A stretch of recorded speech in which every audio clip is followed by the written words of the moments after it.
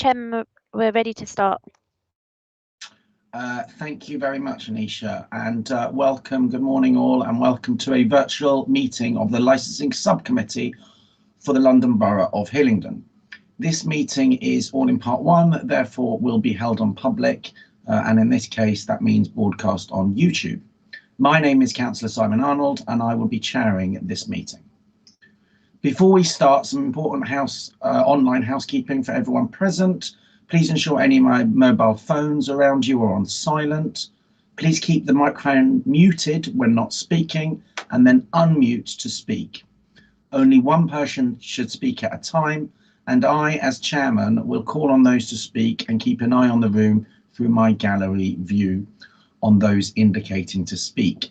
Equally, if you wish to speak, you can use the raise hand feature, which is at the top right hand side of your screen. Attendance roll. Before we move on to the formal agenda, I'd like to do a roll call of those councillors present to confirm attendance. Please indicate you are present when I say your name. Councillor Carol Melvin. I'm present, Chairman. Good morning, Carol. Councillor John Morse. Present, Mr. Chairman. Good morning, John. Also, please can the others present indicate that they are in the meeting. We'll start off with Licensing Officer Mark McDermott. Present, Chairman. Thank you. Good morning. Legal Advisor Chantal MacLeod. Present, Chairman. Good morning, everyone. Good morning. Democratic Services Officer Anisha Teji. Good morning, Chairman. Good morning. The applicant, Mr. Senel Tucson. Apologies if I get anyone's name mispronounced. Yeah, thank you. Present here. Good morning. The agent, Mr. Mahir Kilik, is that correct? Good morning, Chairman and members. Yes, it is correct. Mahir Kilik. Thank you. We then have an objector, Lauren O'Connell. Is she present? No. Okay. We move on to the responsible authority from licensing, Lois King. Good morning, present, Chairman. Good morning, Lois. Responsible authority, the anti-social behaviour team, Mr. Adam Stitston. Present, Councillor. Good morning. Morning. And I know also we have a legal observer with us today for training purposes. His name is KC. Good morning to you. In terms of technical meeting control, if any councillor leaves the virtual meeting partway through for a period of time, e.g. for a lost connection, I will continue the meeting unless we are not at quorum, which is 2 councillors. Importantly, if a councillor drops out and has not fully heard the statements made by the applicant or any other party for a period of time, they will not be able to determine in this matter, but may continue to take part in the meeting. To help avoid this, if a councillor does drop off, we may ask the relevant party to repeat their statement. If any other party drops out during the meeting and have not heard all of the statements made, Democratic Services will advise on the best course of action. We now move on to the substantive agenda. We start off with apologies for absence, please. No apologies, Chairman. I should just let you know at the moment that the objector is not part of the meeting at the moment. So I'll take your advice on how you'd like to proceed with that. I think in the meantime, we will just proceed as normal. Are there any declarations of interest in matters before this meeting? I take silence as no, thank you. To confirm that all items of business are marked as part 1 and will be considered in public, and there were no items as part 2, is that correct? Thank you. Matters notified in advance as urgent, and I believe there are none. We'll now consider the following matter: an application for the grant of a personal licence for Reis Restaurant, 85 High Street, Ruislip, HA4 8JB. So in order to start,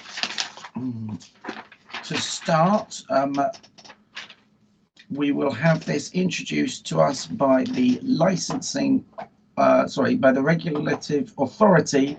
So we will start off with either Adam or Lois. I don't know which one of you wish to go first. Sorry, Chantal, you had your hand up. It was just a very minor correction. It's the application for the premises license, not a personal license. It is personalised. It does say personalised on my sheet here, but I realise that it's a premises. I also I've just seen Lauren that's being admitted in. I believe she may be the objector, so just letting everybody know that she's participating. Good morning, Lauren. Good morning, how are you? Very well, thank you. Thank you for joining. Thank you. All right, in which case we will start and we will hear representation from the responsible authority. Adam or Lois, I don't know which one of you would like to go first. Lois? Sorry, Chairman. So the order of proceedings is on page 1.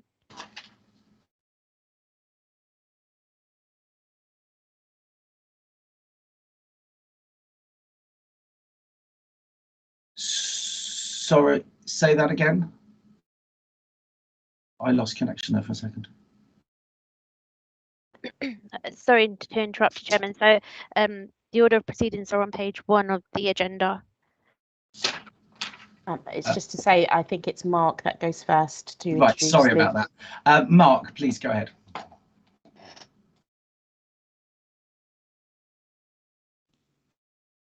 Thank you, Chairman. Good morning, everyone. Hope you can all hear me clearly. You will have all received the report bundle and will be familiar with the application. This is a hearing to consider a contested application for a new premises licence in respect of the proposed Reis restaurant at 85 High Street, Ruislip, HA4 8JB. The application was submitted by Mrs. Izan Ipik-Kilik, an agent on behalf of the applicant, Mr. Senel Turzen. The proposal is to authorise the sale of alcohol from 10 AM till midnight, Sundays to Thursdays, and on Fridays and Saturdays until 2 o'clock. Regulated entertainment and the provision of late night refreshment has also been applied for between the hours of 2300 and midnight, Sunday to Thursdays, and until 2 o'clock on Fridays and Saturdays. The hours, the opening hours of the premises mirror those hours. We have received 3 representations in total, one from local resident Lauren O'Connell and one from Lois King on behalf of the licensing authority, and one from Adam Stitson on behalf of the antisocial team in their roles as responsible authorities. I did encourage the applicant and objectors to engage, and I believe some communications did take place, but no agreements could be reached. My recommendation is to grant the licence. However, due consideration should be given to reducing the hours as suggested by the responsible authorities and possibly adding additional conditions as deemed appropriate to uphold the licensing objectives. But of course, this is a decision for the committee, and I invite the committee to determine the application, please. Thank you. Thank you very much, Mark. I've just asked my councillor colleagues if they have any questions at this stage for Mark. Carol, John? I have just one. I'm not familiar with the actual premises. Are there residents above? Are there flats above the premises? Yes, that's correct, councillor. There are. Okay, fine. I'm sure Thank you very much. the objector, Lauren O'Connell, I understand, lives above the premises, so I'm sure she'll be able to help us out on that one. Okay, thank you. Right, thank you. Councillor Morse, do you have any questions at this time?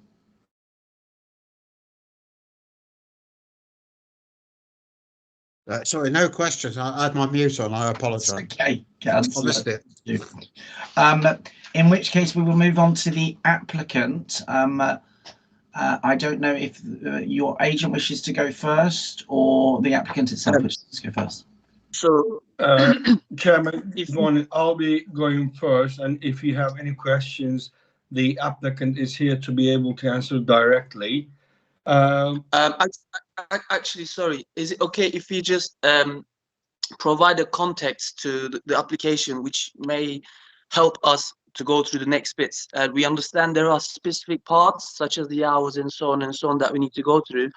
But I think if I just paint a picture on the type of business that may help everyone understand the type of business that we are. I'm sorry to interrupt, Ilkay. Let me make the presentation and I'll give you opportunity to talk about what you want to do. Okay? Okay. Again, good morning, Chairman and members. First of all, I'd like to thank your Legal Democratic Team and Ishateji. It's a very nice committee agenda that she has prepared. It's clear picture. We have the application before you. If you go turn on page 4 of the agenda, you will see clearly the hours being applied, the activities being applied for on one page. So in effect, that's what you will be considering today. You've heard from your licensing officer that the application was subject to 3 presentations. One namely from local residents who live directly above the premises, and one licensing authority itself, and one from antisocial behavior team.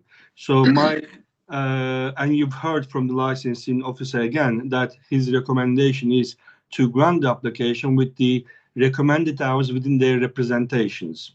Now, I'm going to be arguing about why you should be granting more than the suggested hours from the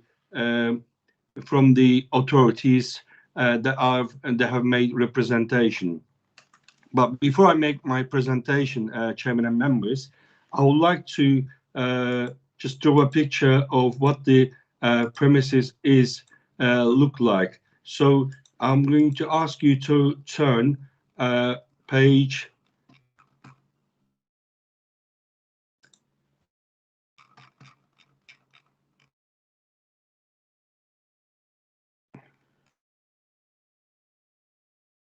Apologies. The plan of the premises I'm looking at.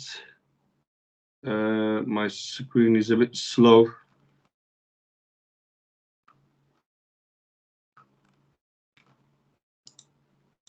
Are you referring to page 41 of the pack? Possibly. My screen is a bit slow. It's a bit frozen. Yes, it's come back. Yes, it is page 41. I apologize. Chairman and members, if you turn page 41, you will see the layout of the premises. Once you enter the premises, you'll see loads of tables layout, and at the end towards the left-hand side of the premises, you will have the bar, which is preparing and serving alcohol, and you'll note the toilets, kitchen, etc. Now, this is a restaurant. This is not a pub or club or other venue that serves purely to entertainment area of the night economy. This is a restaurant. I need to draw your attentions to this point. The application for a planning permission certificate of lawful use was made to your authority, and that was validated back in 9th of December 2021, and is due for determination on the 3rd of February. The planning application is not about whether the premises can be used as a restaurant or not. It can be used under the new legislation. You may know it has an E class. The purely application is for certificate of lawful development for the purpose plan that you see. The applicant will install internal extractor unit, which does not require planning permission. And we believe there has not been any objections received, and this application will be granted. I'm giving you this information not just because planning is not relevant to your determination today, but some individuals, I believe, has made a comment about the planning issue in relation to the premises. So this is primarily going to be used as a restaurant. It's not going to be a pub or club as it's been referred in the representations. Now I'm going to, you've seen lots of, within the operating schedules, conditions that applicant propose to grant this application and promote these 4 licensing objectives. It's very important, as you know, Chairman and members, any objections made to local authority must be based on the 4 licensing objectives. And I will respectfully submit that it is well established and in the professional view of, for example, police, in particular matters within the prevention of crime and disorder objection, is the essential source of advice, for instance. And you should, if we had a police as an responsible authority presenting a case against this application, you should have give a lot of weight about what their objections based upon. We've got no police here present today in relation to prevention of crime and disorder objective, because they are satisfied the applicant with the conditions proposed can achieve this objective. Likewise, it's very important again establish professional view in relation to noise and pollution issues should be considered by your environmental health team or pollution team. They are, I would say, are also happy in relation to pollution and noise and public nuisance, prevention of public nuisance objective. They have not made the representation. However, your team, antisocial behavior team, has made an application within these objective. I've seen a hand raised. Do you want to come in, Mark? Chantal, did you want to comment on something there?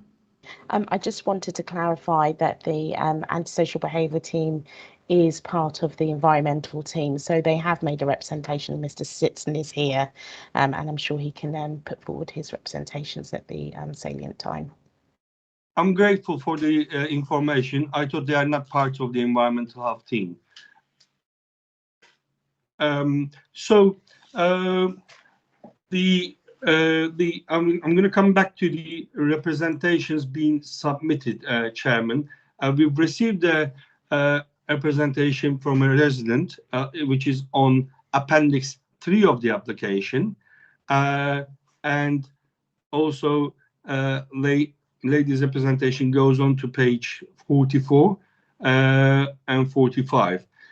Within the presentation, she refers living above a pub and club with a music play until 2 a.m. will cause great distress to his son, which has a very complex need. And we understand that the applicant has taken into consideration about this representation and her son's position in relation to special needs he has, and she has already basically stated that they are currently being affected by a premises called Coho. Now, I would like to again reply and repeat that this premises is not going to be a pub or club. And therefore, to kind of ensure the members, I'm going to ask you to go back to the page 4 of the agenda. You will see the hours and hours and activities we have applied for. So I'm going to make some amendments. I'm going to ask you to please take note of the amendments so we are all on the same page. The live music activity will remain as from 2,300 hours. It says 2,300, yes. That's for amplified music. As you know, the non-amplified music is not a licensable activity until 2,300 hours in the evening. But if they're amplified, they do require a license. The live music element will be amended to 23:30 from Monday to Thursday, and Friday, Saturdays until midnight.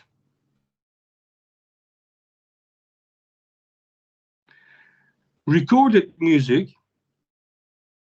is going to reflect the hours I've just repeat. Monday to Thursday until 23:30, and Friday, Saturdays until midnight.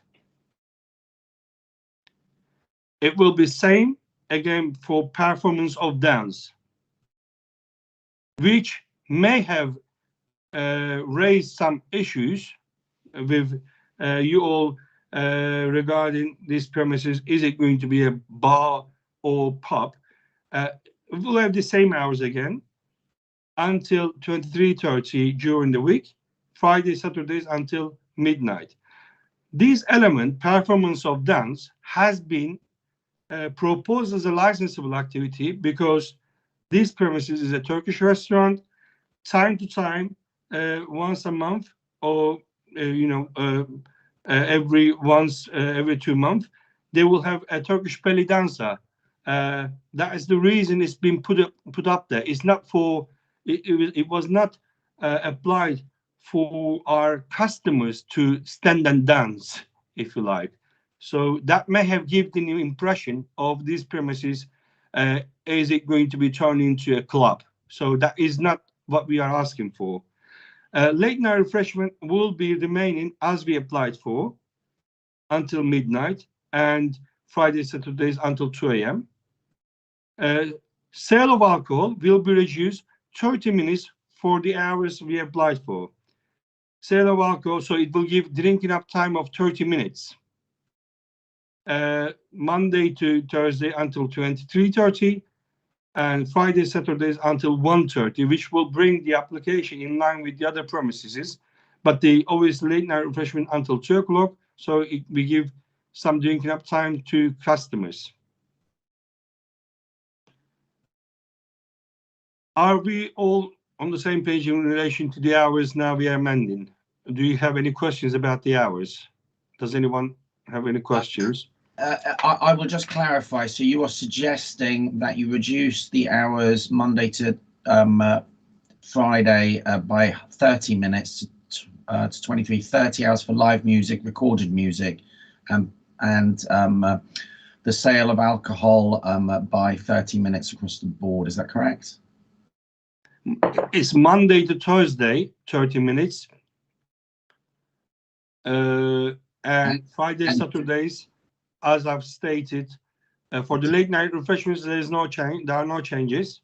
But for the sale of alcohol, 30 minutes before, so we can give 30 minutes drinking up time to customers. And on the live and recorded music until midnight at the weekends, is that correct? For the weekends, yes, but during the week until 23:30. Okay, I think that's everyone on the committee understands that. I'm just going to go to some questions, if I may. Councillor Morse. Thank you, Chair. Are we allowed to actually change the application during the meeting? I'm not clear on this. Chantal? You will be able to determine based on the representations made. So they're making the representations today, and you can determine. Okay. Okay, thank you. Councillor Melvin, do you have any questions at this point? No. Okay. Was there anything else you wanted to say there? Please carry on. Yes, thank you, Chair. To give members more assurance, and a lady who lives above the premises more assurance, we would like to state the applicant will have a noise limiter device at his premises. This will not be a club or entertainment venue. It's a restaurant. But however, when we have, for instance, a birthday party or engagement party, we will make sure the sound which may emanate from the premises is within the limits of the noise limiter, which will be as part of a kind of consultation with your noise team. We will have a noise acoustic report to be done, so they will assess they will adjust the limiter, calibrated limiter, so we won't have any issues regarding to noise music noise, especially emanating from the premises. More importantly, as your antisocial behavior representation within the antisocial behavior representation. I'm not too sure if I've seen a dispersal policy, but dispersal policy will be agreed with your environmental health team that will ensure our customers do not cause, not we, but our customers do not cause any disturbance to people living nearby.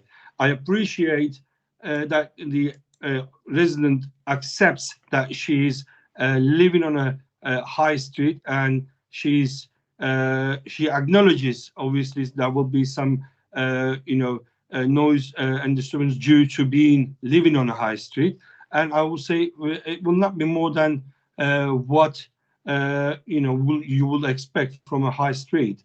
Chairman, I'm not going to make any further representation. I'll rather to answer questions, but I'll ask applicant if they wish to add anything further.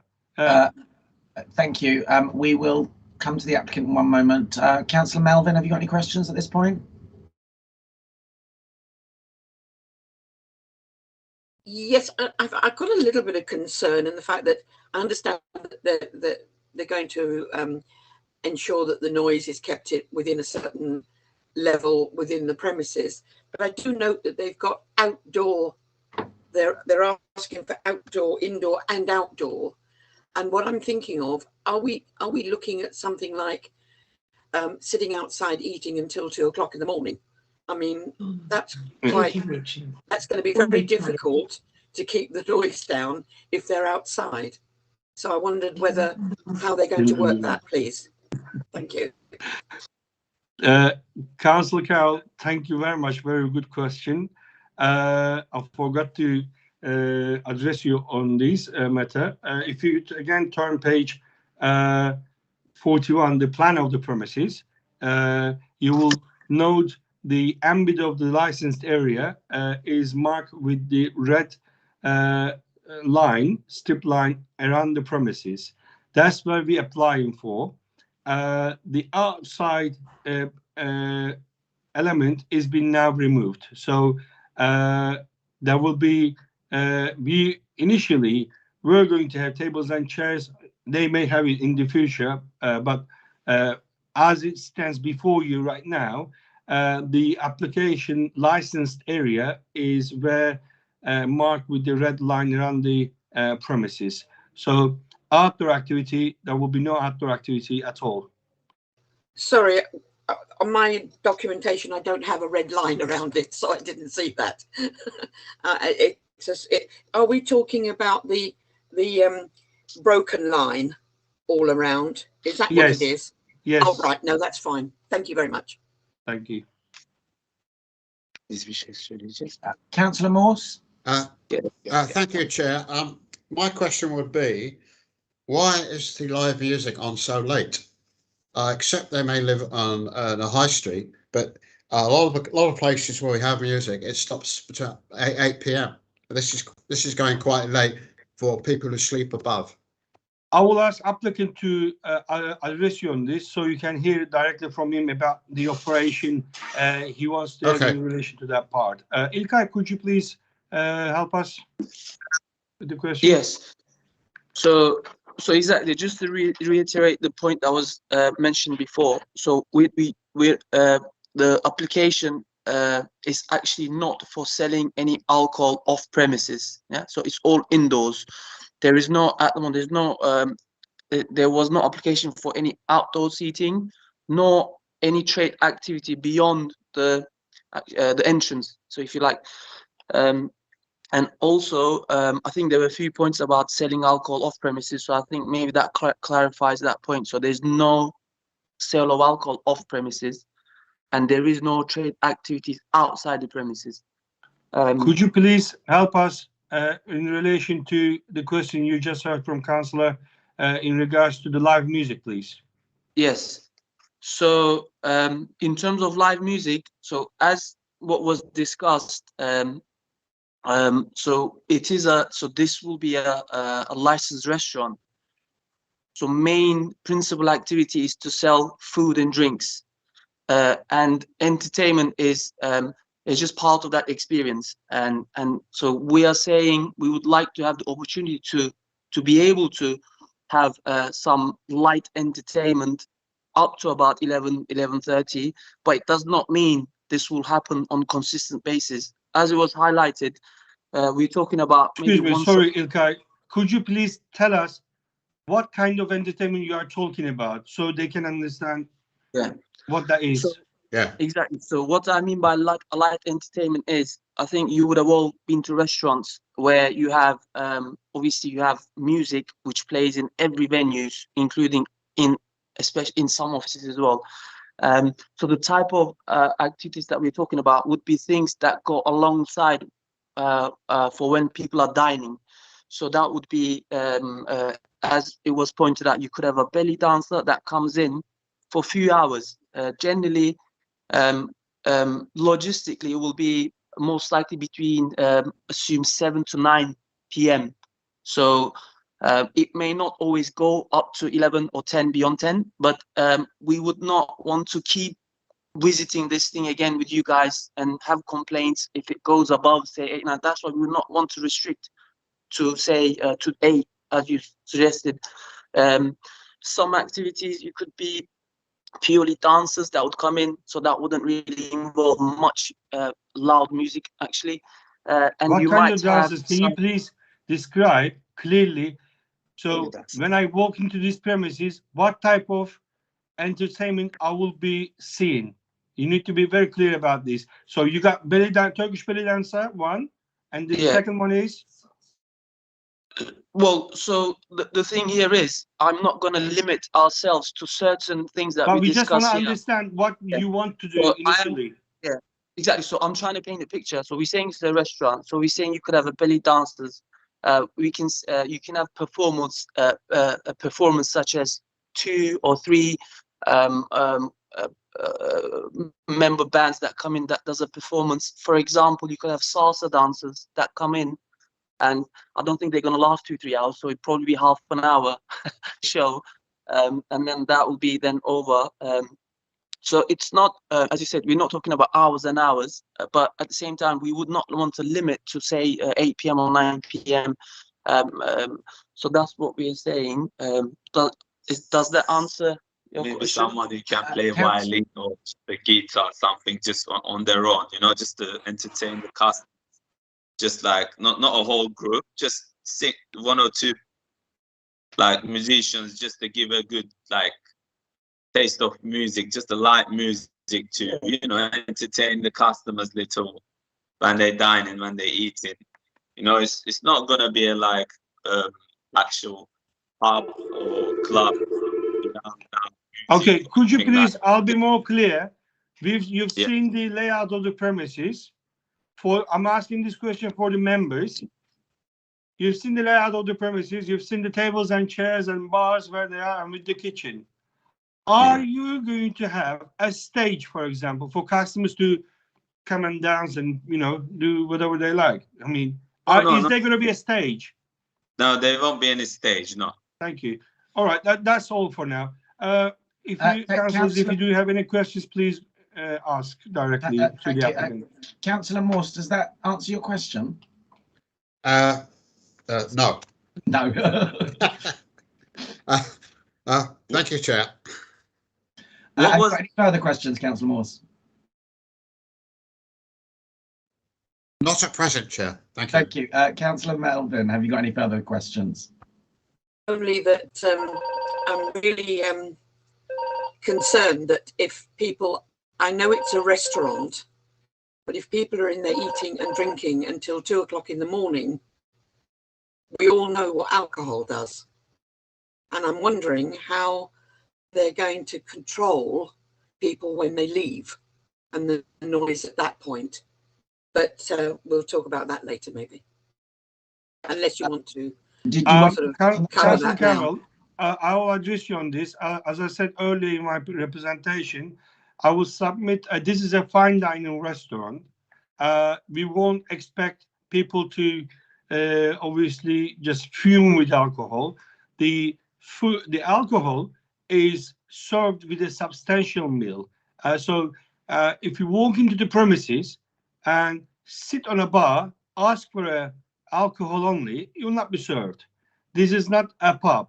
It's you need to have with alcohol with a table served meal. We are happy to have a condition in relation to this.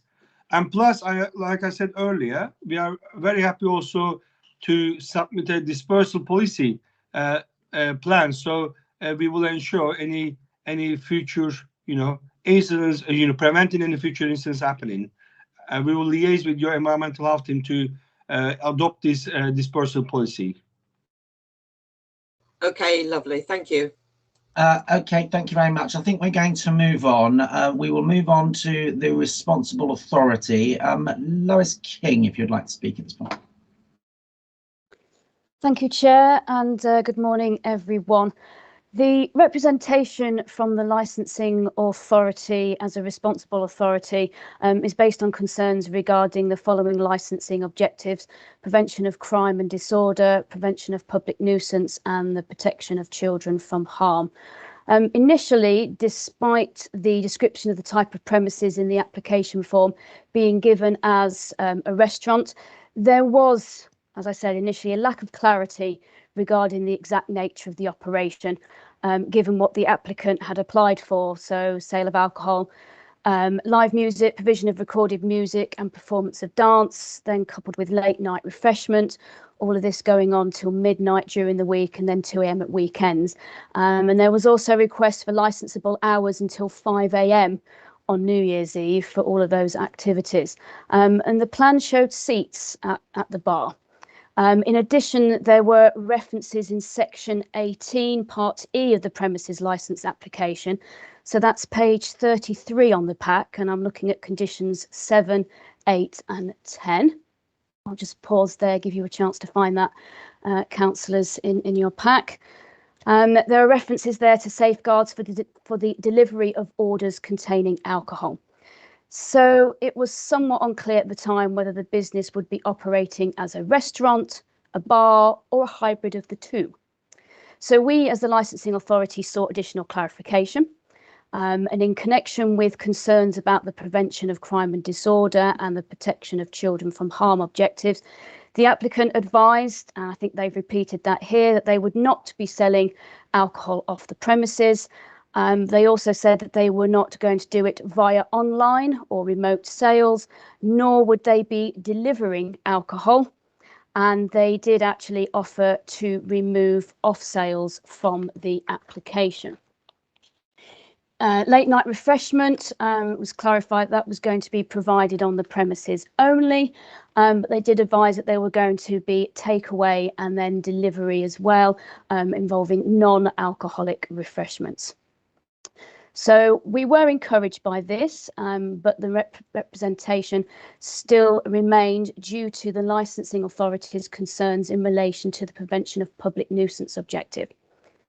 Now, at this point, I just want to draw councillors' attentions to our licensing policy and a particular section of that. If you just bear with me, section 12.1 of our policy in terms of prevention of public nuisance, which says licensing subcommittees will be mindful that licensed premises, especially those operating late at night and in the early hours of the morning, can cause a range of nuisances impacting on people living, working or sleeping in the vicinity of the premises.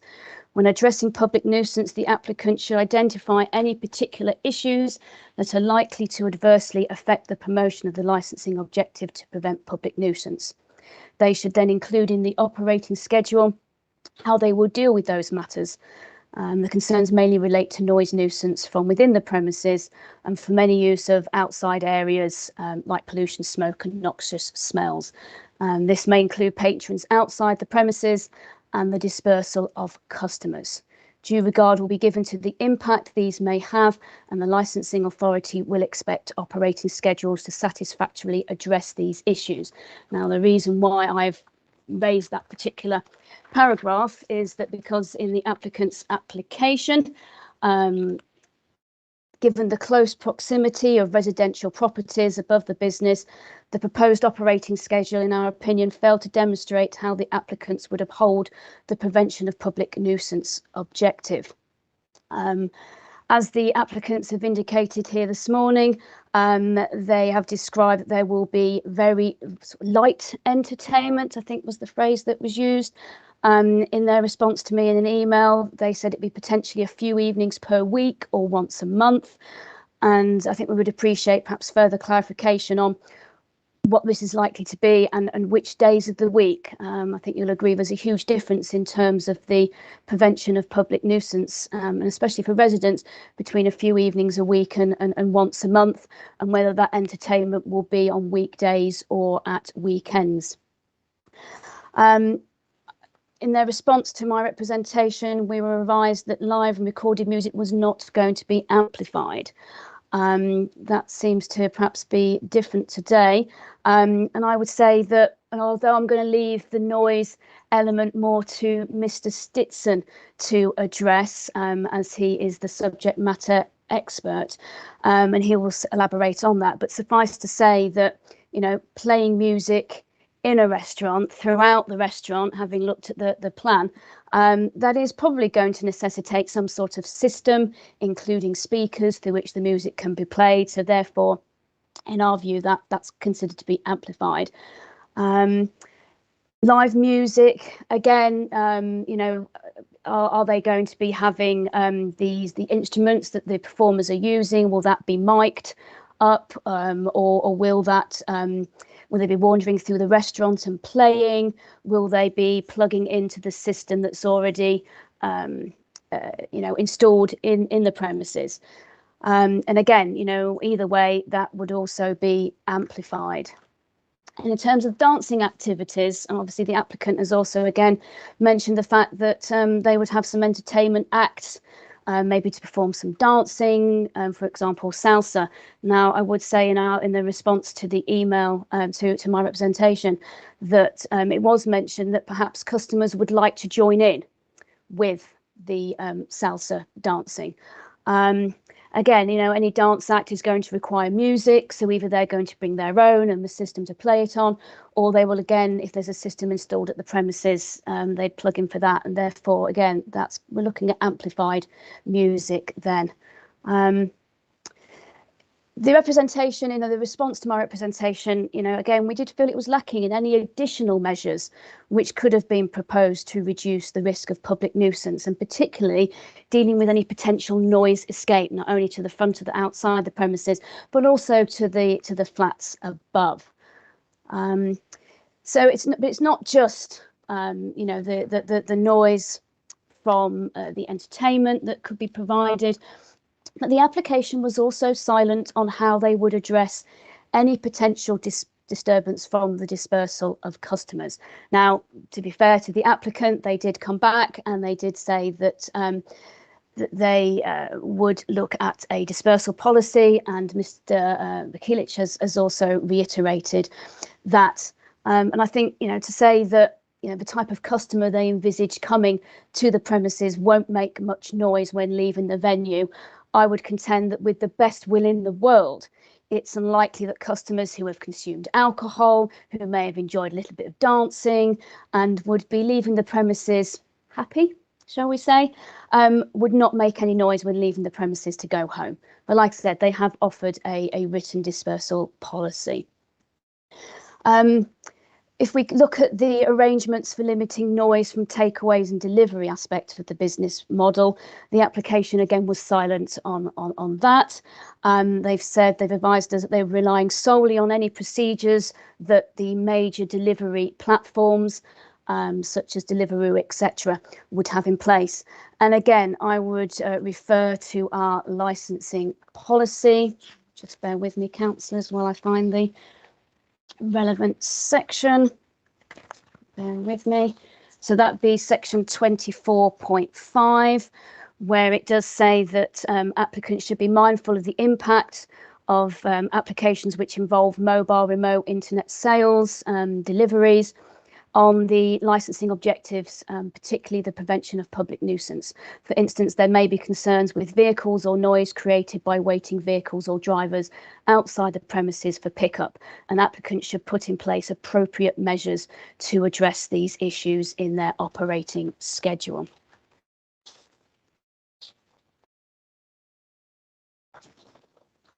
In terms of the proposed hours for licensable activities, the licensing authority is concerned about the potential for them to undermine the public nuisance licensing objective, and we did request a reduction.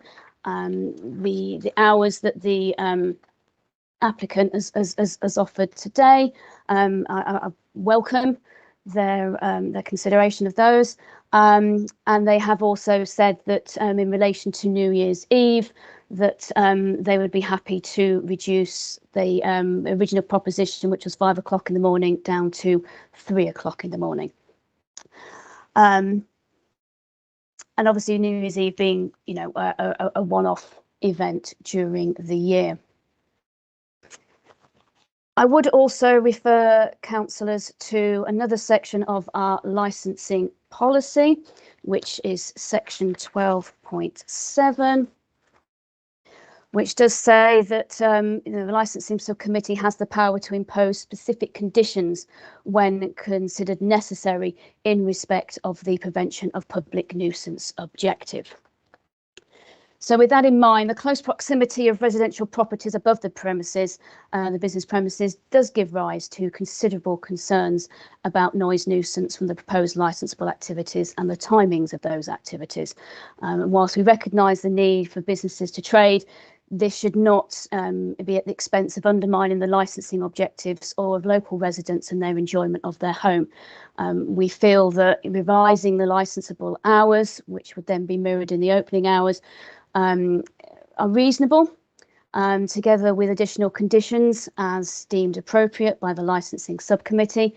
We feel that this would help ensure that the licensing objectives are met and upheld, and would be a fair balance in relation to local residents and the operational needs of the business. And I obviously, the decision is down to yourselves, councillors. Thank you. Thank you very much for that, Lois. And I take note of you'd like us to hear some more about their dispersal policy, how they're going to tackle takeaways, and also the noise enforcement and the areas around that.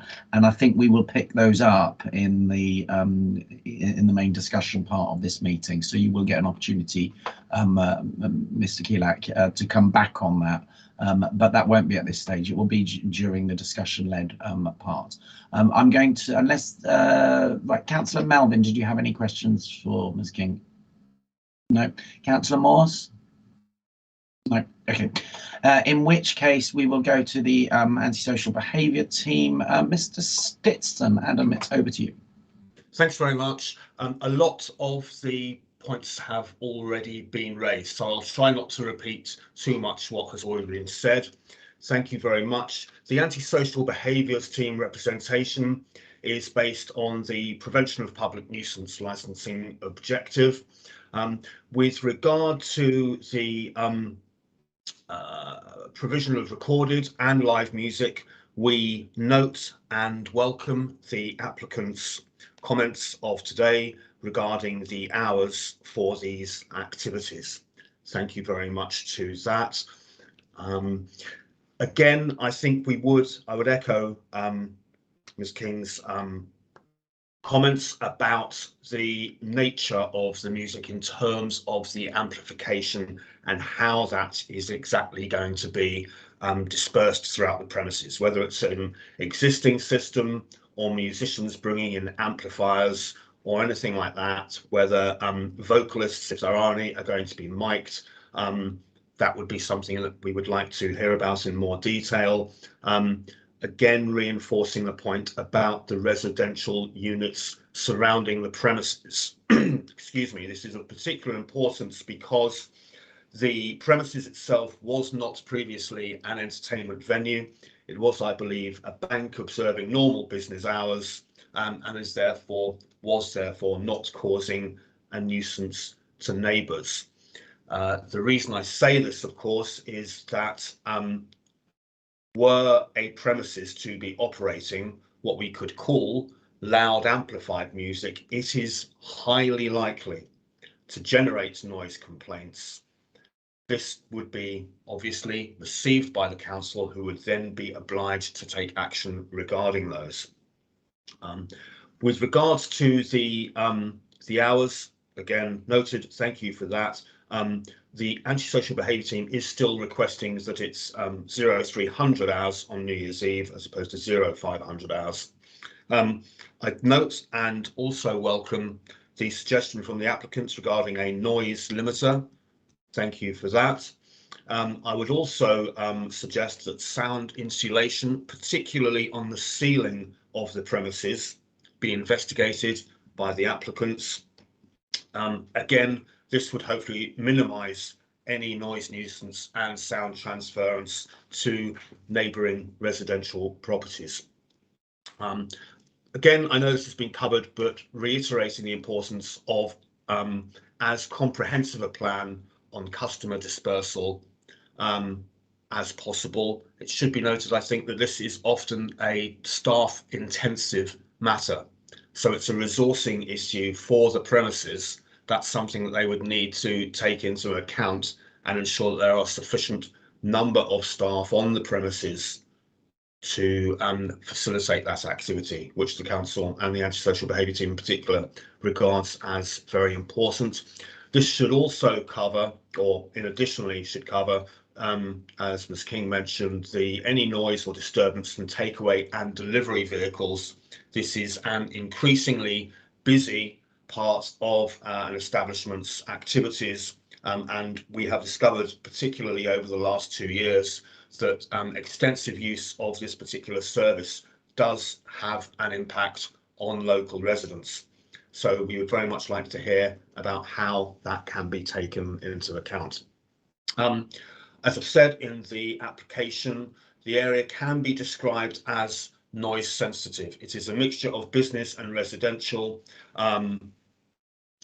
Premises of this nature can and do generate sometimes a significant number of noise complaints. And what I'm really most keen to try and address is really the nature of the premises. We've heard some of what has been described as obviously primarily a restaurant. What the council and the antisocial behaviour team particularly is keen to avoid is a restaurant that gets to a certain point, gets to 9 or 10 o'clock, and it essentially becomes a disco, you know, a party venue. We're concerned about that, and you know, putting cards on the table, that is the issue that we're trying to avoid here. And in addition to the specific points that have been raised, we would very much like to ensure that is not what is envisaged here as part of that process. Most of the other points have been made. I'm very pleased to note that we have a resident here, because, you know, as an authority, we want to put residents first, and really the stipulations that we've requested, and also the fact that if there are difficulties regarding this premises, it's worth making clear now that these will come through immediately to the antisocial behaviour team, who do work at night.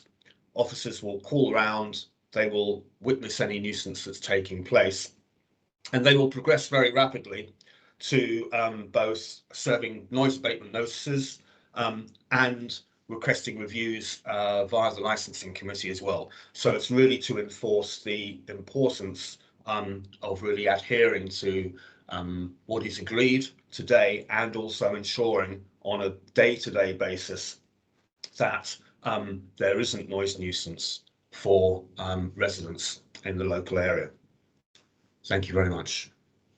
Thank you very much, Adam. And I note the comment you made there about worrying that after certain hours it could turn into a discotheque or a party venue.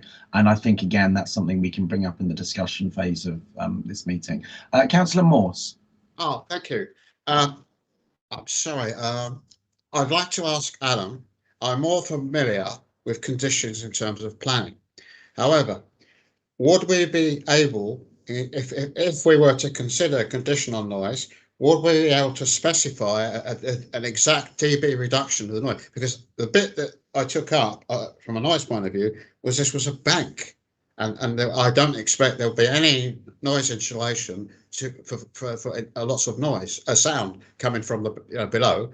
And I find this something I'd like to give some guidance from you on. Thank you. Certainly, councillor, thank you. The short answer is we generally don't use a specific dB level for in terms of conditions and or the investigation of noise nuisance. There are a couple of reasons for this. Essentially, the decibel level is something that is quite technical and has to take into account background noise and items like that. These would obviously be continuously shifting.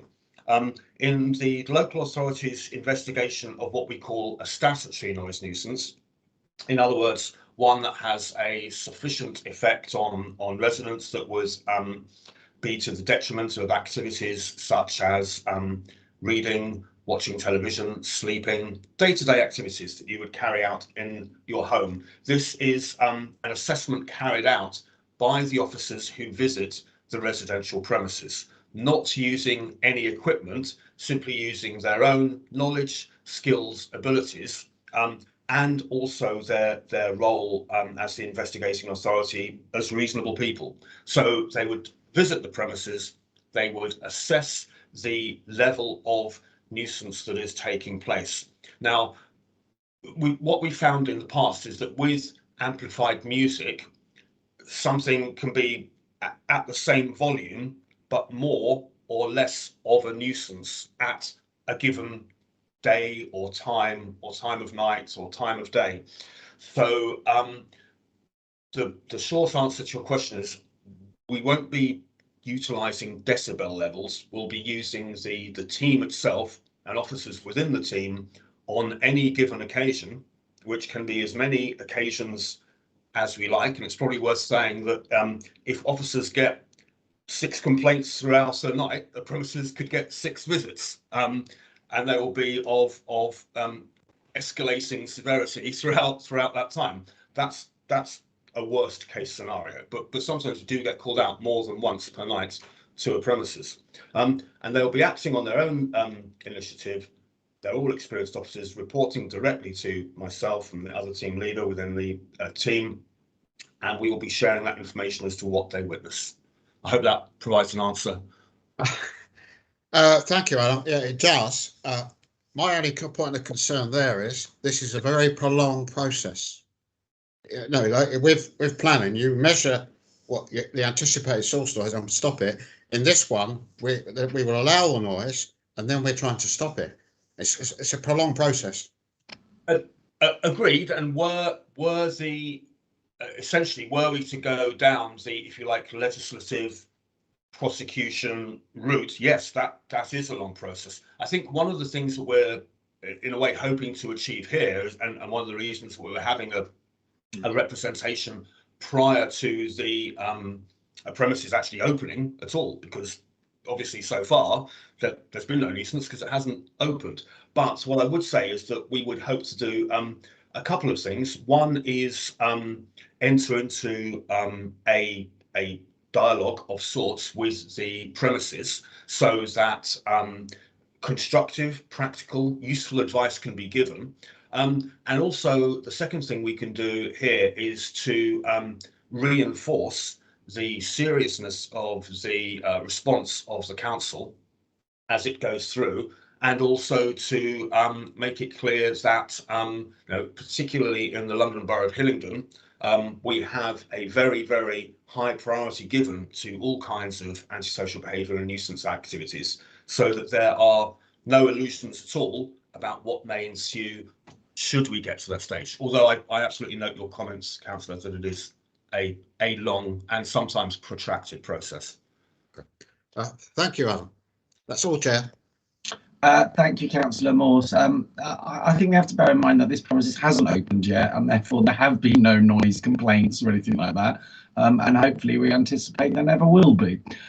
Councillor Melvin, have you got any questions? No, I'm fine, thank you, Chairman. Okay, thank you very much. In which case we will move on.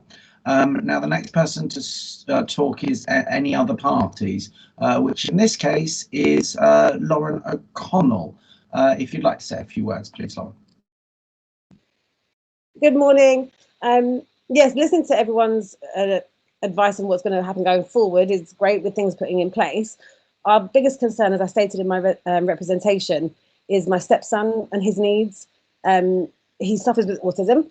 He has very complex needs. He's non-verbal. When he's distressed, it self-harms, and there's no escape. These flats are very small and contained, so we don't, have a garden to go out to release some of that energy. We have nothing here, so that's a huge concern for us, as well as having a 4-month-old baby and us working. We understand that people need to trade and need to make a living, but we need to also be able to rest and do what we want in our own home without fear. And we're going based on experience of the high street as it is, with Coco's down the road, and they're not anywhere near us, and we have a lot of noise from them, and this is going to impact us directly, being directly below us. And that's our biggest concern is my stepson, because anything that's going to be put into place will not help him, with he needs to be able to escape and have his home as a safe place for him to be able to relax. And as I said in my representation, when we moved here, as you already been mentioned, it wasn't a licensed premises, and had it been, we wouldn't have moved here at all. Was that all you wish to say at this point, Lauren? At this point, yes, thank you. Thank you very much.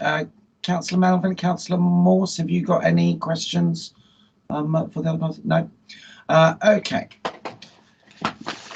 Everyone all right? No one needs to take a break or anything? We're okay to continue? Everyone, nods everywhere. Good. Right, we will now move on. Can I just say, Chairman, I would like to take a break for 2 minutes, if that's okay. Is everyone all right to take a few minutes break? Okay. Thank you. In which case, it's now 11 minutes, 2 minutes past 11. If we resume at 10 past. If we come back at 10 past, then if everyone can just remain online, but please mute your cameras, and obviously you can move away from your cameras, etc. Thank you.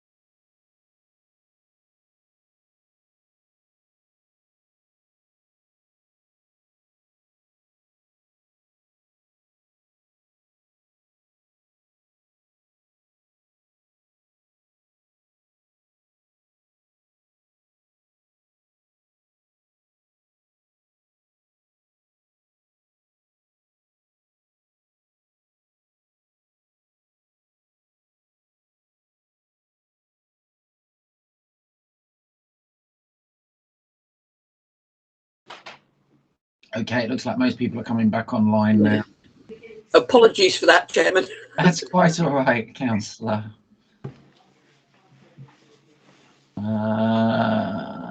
Right. Anisha, could you just confirm that everyone's back online, please? Yes, Chairman, looks like everyone's back in the meeting now. Okay, thank you. Right, we will resume. We now enter into the discussion-led part of this subcommittee, which really is an opportunity for anybody here to ask anybody else a question. Before we start, I'm going to pick up on some of the points that have already been made.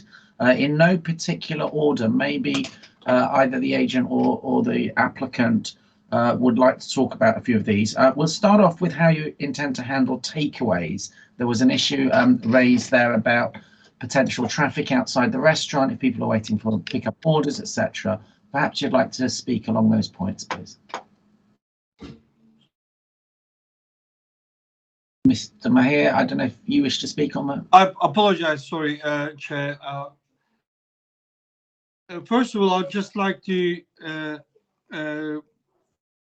make some clarification. I think it has been missed regarding to takeaway element by these new delivery companies is being now removed as part of application, and the applicant stated that he will not be using the these delivery companies for I mean, they will not be doing any deliveries in fact, because it's like I said, it's going to be a fine dining restaurant.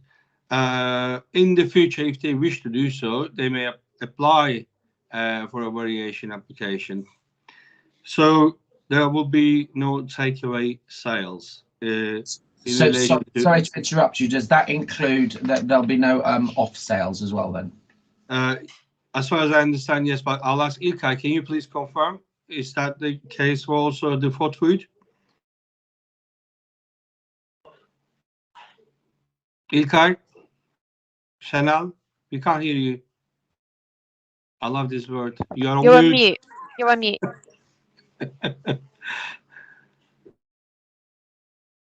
Senal, you're on mute. We can't hear you.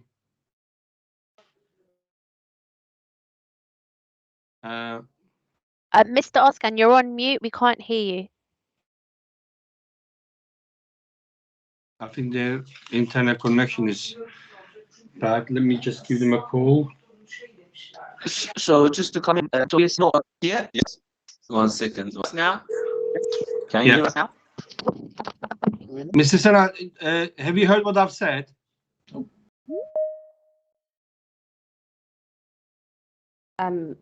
Members, I'm just readmitting Mr. Oskan. I think he left temporarily, perhaps to get a better connection. Can you hear us now? We can hear you. Yes. Hello. Oskan, thank you. So, Can you hear us now? yeah. So just to clarify, so we're saying Mr. Senal, did you hear the question I asked? Yes, yes. Okay, So just to what's say, your answer, please?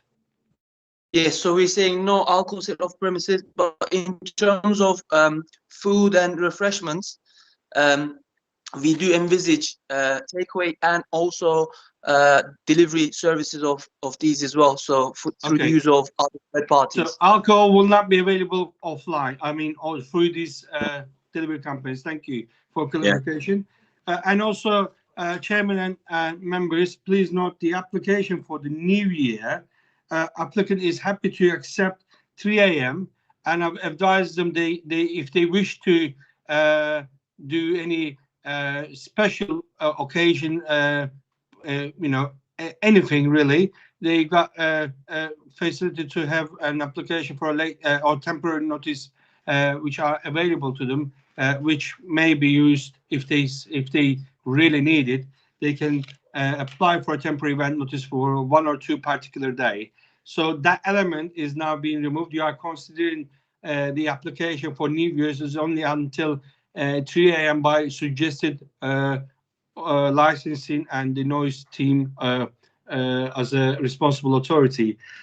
Chairman, I really have no further to say unless you got members questions.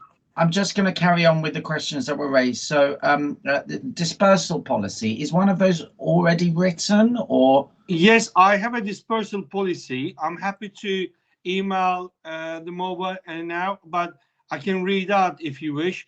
It's 10 pages. I mean, it's a long dispersal policy that we suggest to especially venues which holds more than 50-60 seated capacity for a fine dining restaurant.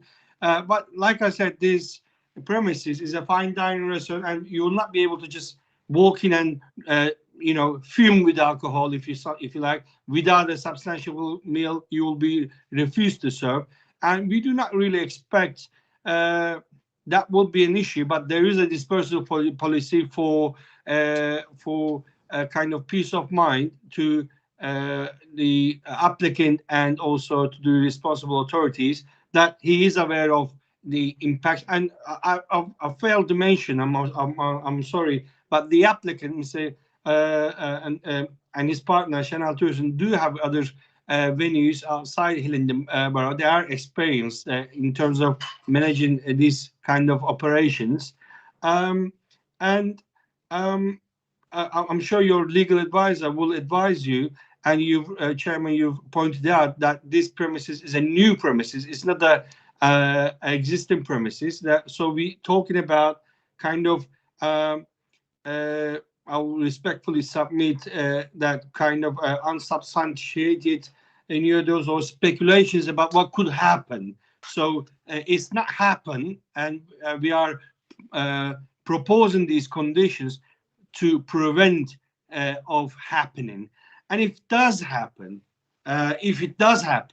for instance, we do not have a public representation. We've got only one member of public. We do not say is a small number, but she obviously stated clearly, I've got also special needs son. I completely understand where she's coming from. I respect that, and I just would like to give her a peace of mind about a mechanism within the licensing policy. Granting this application does not mean the applicant will have this premise license forever. There is a review mechanism which any responsible authority or a resident can trigger, and if they do suffer from a noise and public nuisance, they can use that mechanism to bring back us before you to basically discuss the real issues rather than speculated issues that we are talking about. Chairman, any conditions that you will, if you grant this license with the hours that we have amended, any conditions that you feel are appropriate and proportionate, obviously welcome. But I just would like to state and stress all members that ongoing pandemic and significant impact of pandemic to the food and leisure industry is still yet to be assessed, and nighttime economy very hardly hit. And you got an applicant before you who investing within your borough, creating new job opportunities. I know these are not probably matters for licensing objectives, but I will respectfully submit that the application should be granted as amended, and any issues which may arise in the future can be considered before you. Our dispersal policy is going to be clear about the public nuisance, and we will not have a kind of a club or pub premises that probably people will get fumed by alcohol. It's a restaurant we are considering. I will stress that and underline that strongly, because this is not going to be turned into a pub or a club. It is a restaurant, and we say fine dining restaurant. We do not expect people to jump around the tables and make noises and dancing all throughout the night. This is not what you are considering, Chairman and members. I've got no further things to address, but if you are willing this dispersal policy to be kind of pre-approved by your environmental health team or noise team, I'm happy to just email as we speak now, and they can just go through and advise you if they are happy with the content of it. Unless I can assist you further, Chair, I've got no additional things to say. Okay, I'm going to continue with the questioning because there were some other issues raised. I mean, one of the points I'd like to make on what you've just said is obviously that you're right. There are recourses that the licensing authority can take if things do go wrong. But obviously, as part of this process, we hope that nothing does go wrong and then we get the correct license in place. So that there are no issues moving in on the future. To that end, just going back to some of the sound, it was suggested potentially installing some sound insulation. Is that something you would be amicable to? Of course, the applicant he is yet to start any work at the premises. We are waiting to result of planning, which will be decided on next week, early next week on Tuesday. We know it's going to be granted, but we need it on the paper. The case officer recommended for grant of the, it's a certificate of lawful use. There is no, way of them to refuse the application, but we just need rubber stamped. And once that's been approved and we got go ahead from the planning, we will be instructing an acoustic engineer who will come and do the readings of what the premises is now, and if there are any noise emanating from any particular places. Obviously, there will be those who are not familiar with the process. They will be placing loudspeakers to the premises, and the lady who lives above, for instance, will give us access to us to place some microphones, and no acoustic team engineers will be reading out the noise levels that occurs from the premises, and with they will come up with some recommendations if there are noise emanating from the premises that may disturb the resident living above. They will come up with the recommendations, and obviously applicant will then come up with a plan of how to insulate his premises with the residents above. So that will be a part of something that he will do before he even basically starts decorating or doing his business, and you can be assured that will happen. Okay, thank you. And the final point that was raised is, what assurances can you give to the committee that at a certain time in the evening that the venue will not turn into some sort of disco or party venue? Chairman, you got a lady who is living above. I'm sure her radars will be on all the time at the premises, and so your responsible, authority members who are responsible for noise and pollution team, they will see the premises. I'm sure they will be very happy to see such premises bringing a quality and raising the character of the area to a standard where you will expect to see on High Street. As I said earlier, if she believes, or if anybody else believes that the premises is turning into something else than what we are saying it will be, then they all have the review mechanism. They can make an application immediately, and they can bring us before you. So. Okay, thank you very much for that. I'm now going to open up to questions. I'll start off with the councillors. Councillor Morse, do you have any questions at this stage? Not at the moment, Chairman. Okay, thank you. Councillor Melvin, do you have any questions? Not at the moment, no, thank you, Chairman. Thank you. Lois King. Thank you, Chair. I have several questions, if I may, if councillors will permit. Firstly, can I just clarify the issue of the takeaways again, Mr. Kilic? On the one hand, you opened up by saying that there wasn't going to be any, and then Mr. Ozkan came on screen and said that there were going to be takeaways through platforms. Can I just confirm which one it is, please? Yes, they will be doing takeaways and deliveries. I'm not talking necessarily about alcohol. I'm talking about the food side of things as well. So will there or won't there be any takeaways? Right.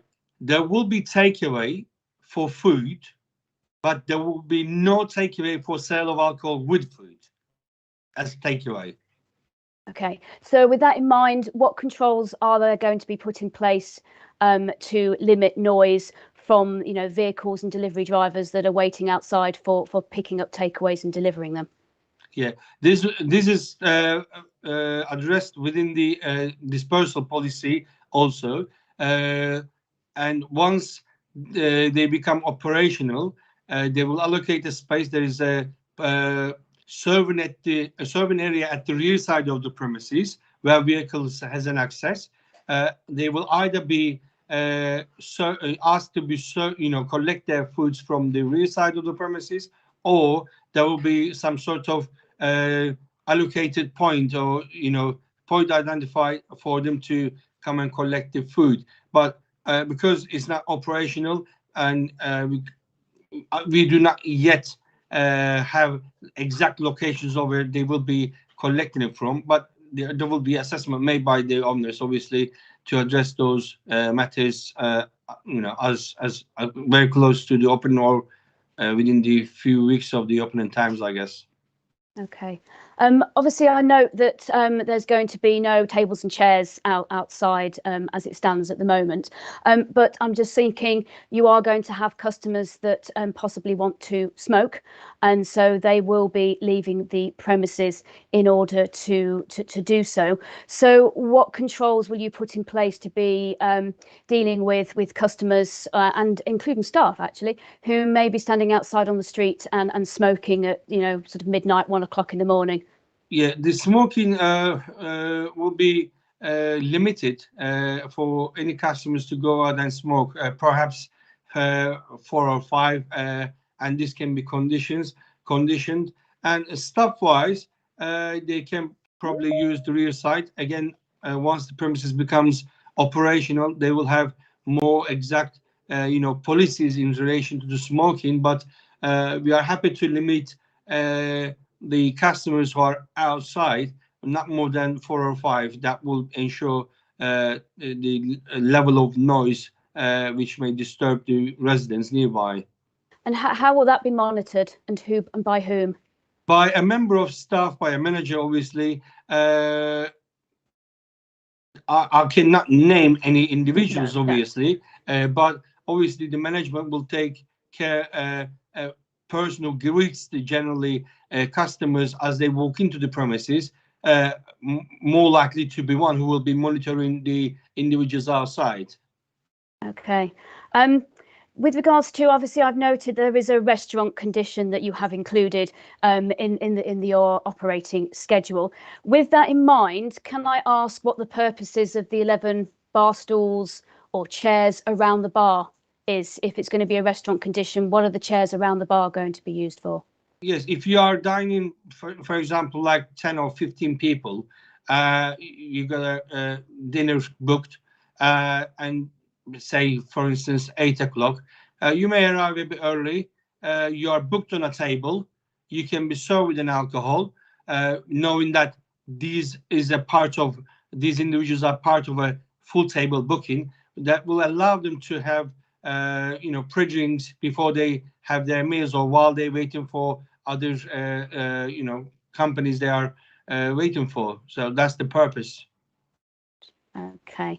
And then I think finally, so when it comes to the performances of dance, this is purely going to be for spectation, or for spectators, or will there be an element of allowing people to join in? I'm sort of trying to gauge whether or not you're going to be offering sort of salsa nights where people then come in, there's a performance, customers will then join in at some point in the evening, and how that would fit in with a restaurant condition. The alcohol sale is strictly by restaurant condition, serving by a substantial meal, and applicant has clearly confirmed that there will be no stage or anything like that. So this will not turn into a kind of there will not be a stage where people be just spontaneously dancing. The layout of the premises is clear, and of course, if one wants to dance with her partner because of their anniversaries or whatever, that will be a kind of one or two particular table. We're not going to be talking about whole individuals at the restaurant standing up and dancing. This is not going to be what is. It is not going to happen at this premises. For a salsa night, I do not know what plans he has. He can perhaps come in and answer that part of the question. Sanal? So as you've said, it's just performers coming in. That's it. There's no stage. There's no planning for a stage, as you've said, basically. But if you have a salsa, I mean, what is this about salsa? Sorry, I'm also a bit. I've got questions about this as well. Why do you want to have a salsa classes in your restaurant? So it's not classes. So what you would have is, so you'd have for salsa, you'd have 2 people coming in. They would just do a performance. It generally tends to last about half an hour, and then they would do their performance, and that's it. So there's no stage for someone to join. It's for, as in, it's part of the light entertainment, right? So we have a bit of entertainment within the restaurant. I see. All right, thank you. In terms Thank of you for salsa clarification. example, as I said, so half an hour they come in, they perform, and then that's it. So that's what we're talking about in that specific example. Okay, sorry, you. I just have one final question. If you turn to page 33 of the agenda pack, at the bottom of the page, this is part of the operating schedule. There's an interesting condition at the bottom that said, should the premises remain open for non-licensable activities, customers shall not have access to alcohol after the licensed hours. Why? Where do you envisage that? You know, these conditions that has been proposed we are a association for Turkish restaurants, bakeries, and supermarkets. We do deal with lots of applications. This is an administrative mistake Right, okay. by us for premises like supermarkets. That is irrelevant Right. condition that is in the license. I'm sorry about that. Okay, Thank you for picking up on that. Thank you for clarifying that. I do appreciate it. Thank you very much. I have no further questions, Councillor. Thank you very much, Lois King. Adam Stetson. Thanks very much. They're not really questions, just a couple of observations, if that's okay. One is related to smoking that was being discussed a few minutes ago. One of the things that other premises have done is to have a time after which people are not readmitted to the premises. That's something that the applicant may wish to consider. So people can go out for a smoke, but only up until a certain time, and then they're not readmitted. This cuts down on the level of associated nuisance. And the only other point I made, which came up again, of course, is that whatever a license is granted or whatever application is made, is that there is no license to cause a nuisance. So anything that is granted can still be a noise nuisance if officers call out and witness it. So that's just a very general point about that. Sorry, so are you saying you'd like to see some sort of readmission policy? I think it's. I'm not going to make it an absolute demand or condition. I think it's something that the applicant would do well to consider, and other premises have done so. It just means that obviously the later the hour, the more likely there is to be a nuisance, an associated nuisance from people entering and leaving the premises, gathering outside. I think it's probably easier to administer that than to have a restriction on the number of people leaving the premises at a given moment. It's not for me to say whether that's done or not. I would consider that to be a slightly less practical and less enforceable and harder to logistically achieve than simply having a time, right? After this time, I'm afraid you can't. There's no readmittance after a certain time. That's quite a common policy. Without putting you on the spot, what sort of time would you? Right. All right. So if they're sorry, you should have almost envisaged that was going to be a question. Yes. Yeah. No. When I was saying it, I was thinking, Adam, what are you doing? Okay. So 23:30 is the Monday to Thursday hours. I think a reasonable time would be an hour before that. 22:30. Friday to Saturday is midnight, so 2300 hours Friday and Saturday. That's a suggestion, not an absolute condition. Thank you very much, Adam Stixon. Has anybody else got any questions? Councillor Moores. Sorry, you are on mute, the most used phrase. Apologies, I think I'm in contact now. Did I hear that there will be from the pickups, takeaways from the rear side of the premises, or is that definitely not happening? I'd like some clarification on that. Yes, the clarification is regarding the food delivery aspect of the application as part of a takeaway sale.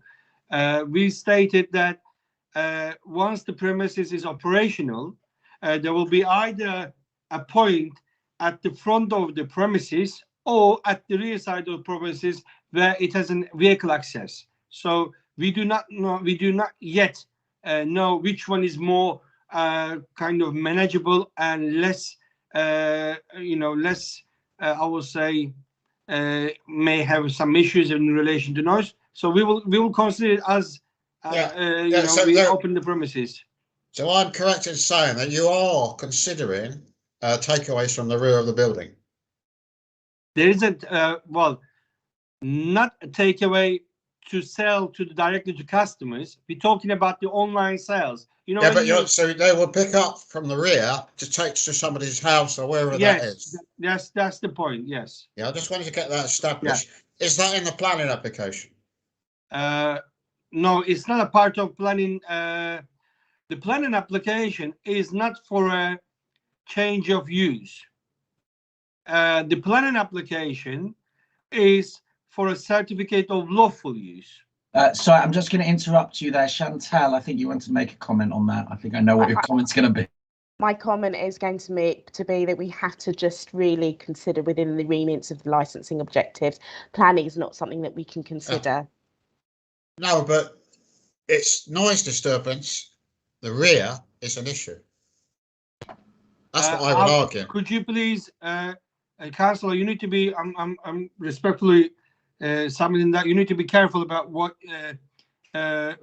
comments you make about this issue. If you do have a local knowledge that we are not aware of and we don't know of, you should tell us in relation to noise issue at the rear side. I mean, it has already. The rear side is a. Sorry, I'm just going to stop this line of questioning because we are entering into planning remit and we don't want to prejudice anything that's coming up in front of the planning committee next week. It is next week. So thank you, Councillor Moores. Are there any further questions for anybody? No, in which case, thank you very much for your representation. Sorry, Chantal, did you want to say something? Sorry, I think Lauren had her hand up, but I don't know whether that was a legacy hand or whether or not it was that she wanted to make a comment. Lauren? Hi, thank you. It was just about using the rear of the premises. The alleyway behind is very unlit and very unsafe in general. And it's also the access to all of the residential properties are behind the premises as well. So I then have a concern of a number of, just thinking of the high street as a whole, of the mopeds and scooters that are parked outside McDonald's and KFC, all out the rear of my property. I have a teenage daughter, and I don't particularly, it's dark by 5 o'clock at the moment, so she's walking down there with a load of vehicles making a lot of noise that can be, and no lights. It's it's just all these things that need to be taken into consideration. Thank you very much for that, Lauren, and I think you have made Councillor Morse's day because you have managed to answer his question. I need to come back, Chairman, with your permission, if I may. Sure, go ahead. What it is, like I said earlier, we are not stating all deliveries will be definitely from the rear side of the premises. We are saying when the premises is open, we will make an assessment, whichever works out better. It could be a front, rear, we don't know. But from what we have heard from a local resident, it's more likely to be at the front side of the premises, I guess. Thank you. Thank you very much. Right, before we close this part of the meeting, is there any further questions from anybody to anybody? No, good. I'm seeing lots of shaking heads. So in which case we will go to closing remarks. We will start off with the responsible authority. Lois King, if you'd like to make your closing remarks, please. Sorry, I think I'm unmuted now. Yes, thank you, Councillor. Sorry, Chantal, did you? No. Okay. Sorry. Carry on, Lois. Okay. I don't really have very much more to add to what we've already discussed. To be honest, Councillor, ultimately, at the end of the day, the decision is the licensing authority. Is the licensing subcommittee. I think we've addressed all the issues that we wanted to raise. Ultimately, everything, the application is judged on a case-by-case basis. I would just ask the councillors to just obviously to give consideration to the licensing objectives and to ensuring that as far as possible they can be upheld by the applicant, and any appropriate conditions that you deem necessary in order to achieve that. Thank you. Thank you very much, Lois. We now move on to closing remarks from the ASBET team. Mr. Adam Stitson. Thanks very much. Nothing really further to add other than to what we said. The only thing I'd like to say, which I don't believe I've said thus far, is we would like to work with the applicant and the premises to ensure there are no problems in terms of noise, nuisance and related matters. So we would like to hear from them and work together to ensure we don't get to that stage. Thank you. Thank you very much. The next person who is entitled to make a closing remark is the objector. That is you, Lauren O'Connell, if you would like to make a closing remark. Yeah, thank you. It's just, again, just to reiterate, it's for my stepson's needs. And obviously when we're putting things in place for noise nuisance in general, those things might change when it's dealing with SEND children, because obviously their needs are different. And again, case by case, every child's different. And so just to bear that in mind as well. Thank you. Thank you very much. We now move on to closing remarks by the licensing officer, which is Mark McDermott. No further comments. Thank you, Chairman. Thank you very much, Mark. And now the final closing remarks are by the applicant, Mr. Mahir.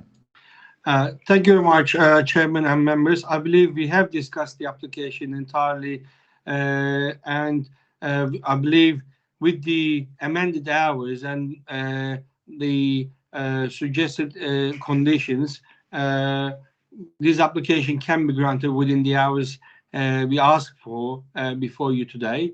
As earlier stated, that the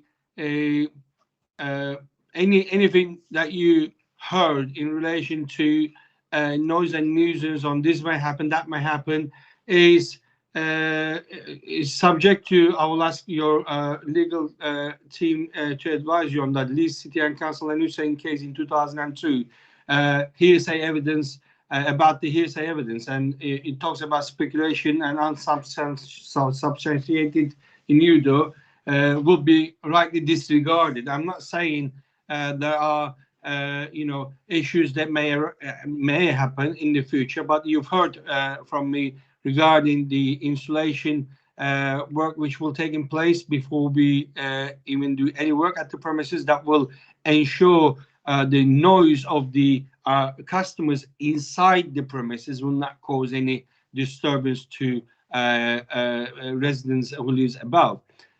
So that is number one point. And number two, we've offered up a further condition by limiting patrons outside for smoking at the front of the premises to 4, which will be observed by the management and waiters.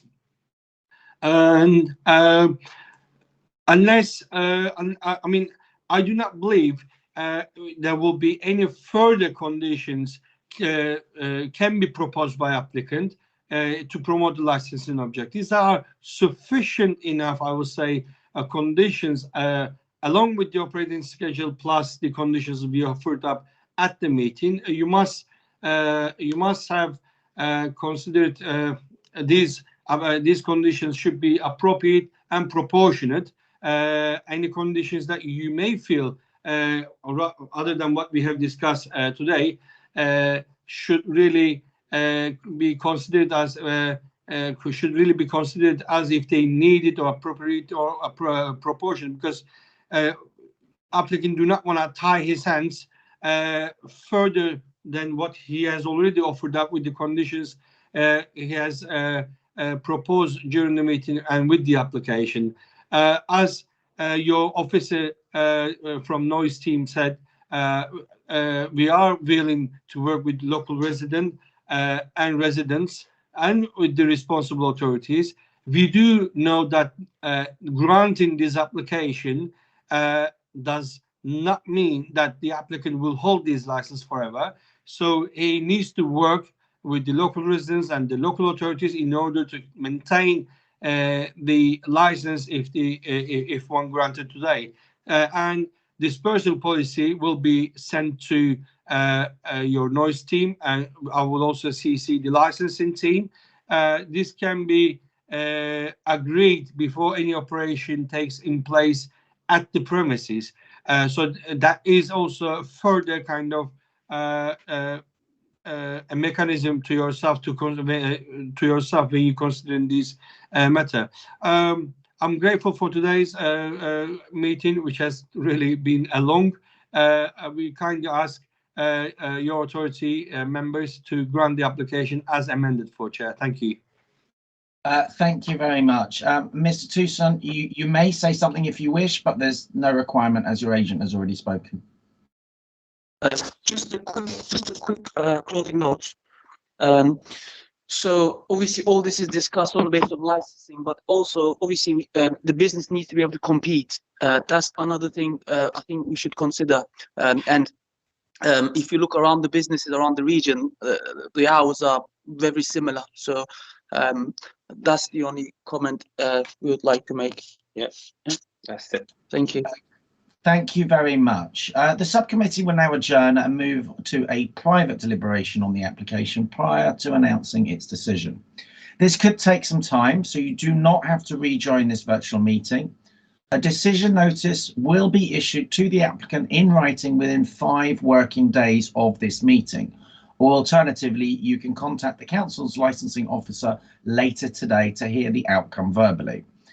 The outcome will also be broadcast on our YouTube channel Hillingdon London in the next hour and a half or so, depending on how long the deliberations take.